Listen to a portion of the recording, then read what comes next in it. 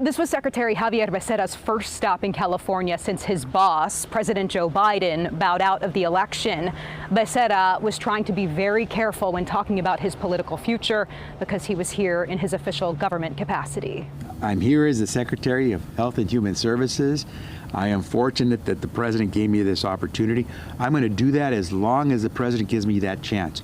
This was Javier Becerra's answer when I asked for an update as he considers a run for California governor. Becerra was in town to talk about the Biden administration's efforts to protect farm workers from extreme heat.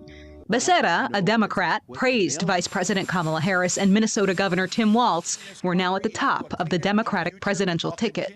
If they should happen to win, there are opportunities for many of us who've been in the federal government to stay on. I certainly would hope to have an opportunity to see the Department of Health and Human Services continue to do all the work that we've begun.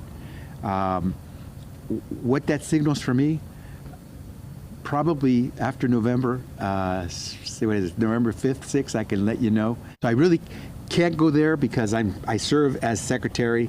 I will do nothing but serve as Secretary until my last days as Secretary. So if given the opportunity to continue serving as Secretary, would you, in the next administration, should voters decide to choose them? And that's a question for the incoming President, because I serve at the pleasure of the President, and only the President can decide who will be nominated or get to serve in those cabinet positions.